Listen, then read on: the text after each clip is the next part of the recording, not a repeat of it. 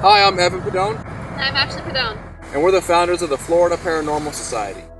And we're going to be taking you to Myakka River State Park, a hotspot for Bigfoot and skunk ape sightings.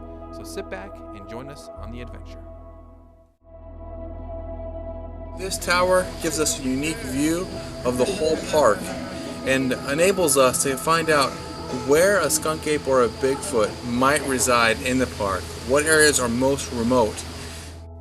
Myakka River State Park composes over 39,000 acres. It's immense. In fact, the watershed covers over 600 square miles.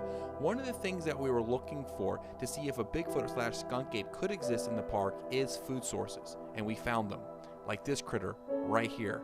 This armadillo walked right up to our cameras the day of the expedition. This would be easy pickings for a Sasquatch. We also found flocks of turkeys everywhere throughout the park, and we've also found deer. You can tell it's pouring rain out, but we're still going to stay and shoot. And the reason why we're going to shoot is because we're hoping this will knock our scent down. Sorry, at this point we had to protect our audio equipment and cameras from the wind and the rain, such as the very windy scenes from this clip. After about an hour of being on hiatus, we continued with the expedition once the weather cleared. Okay, the rain has subsided, and here we are in Myakka River State Park, and this is a very interesting... At this point, there was some noise in the distance. This is a very interesting development. Basically, as we were navigating through the trails in the more remote areas of the park, actually noticed this branch that was perpendicular, perfectly perpendicular, pointing off into a direction. And some theories of Bigfoots and skunk apes and perhaps even Yetis, depending on what altitude they're at, they might use these as markers, as signals to point directions and to help each other navigate. As you can see, this branch has been broken right here, and it's perfectly perpendicular, and it's been propped up by these other trees over here. So this is a very interesting find, because so far what we found is we found food sources, we found armadillos, we found turkeys, we found remote areas where it looks like there could be habitat, nesting grounds.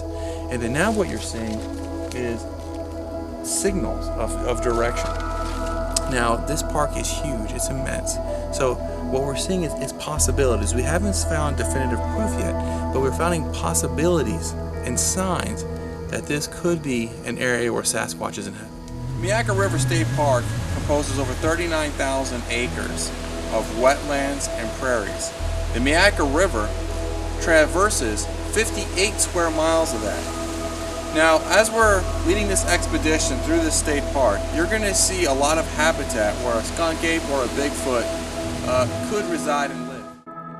Off one of the trails, we found this nice nest. Now, this nest could be very valuable for a Bigfoot because it can provide shelter during inclement weather, as well as camouflage from hikers.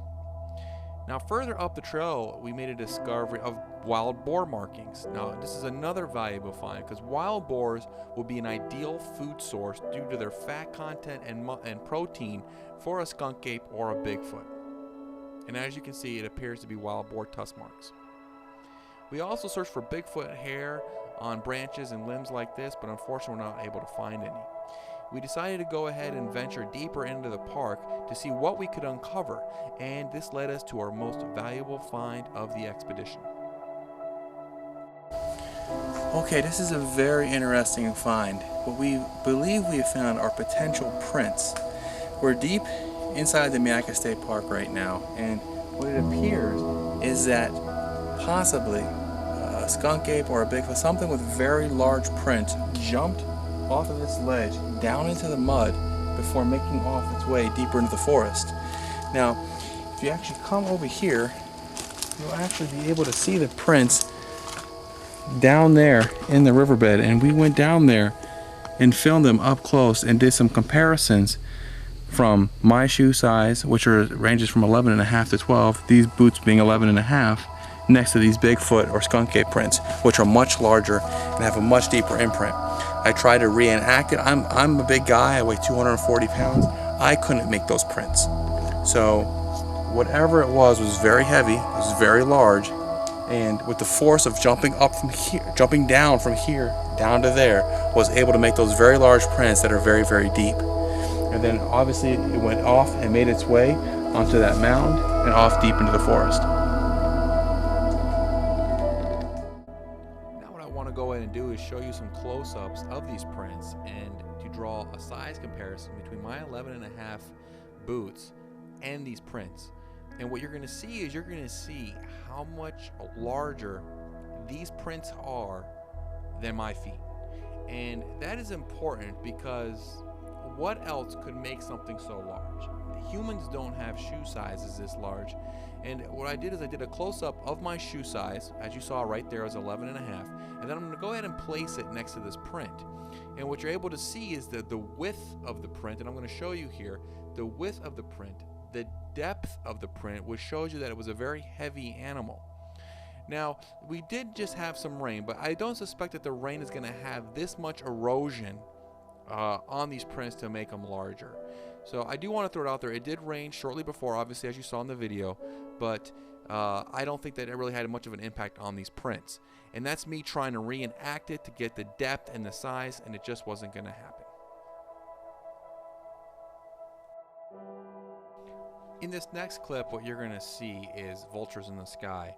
And there must have been a lot of carry-on because there was vultures everywhere. And what that means is animals, dead animals, food sources for a skunk ape or a Bigfoot.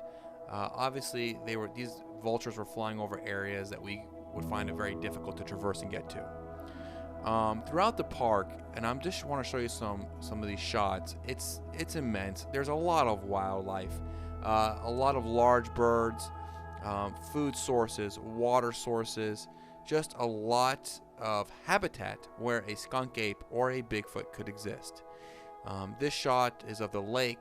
Once again, a great water source. There's fishes, there's frogs, and Bigfoots are known or believed to be highly fond of amphibians to eat, so they're all right here.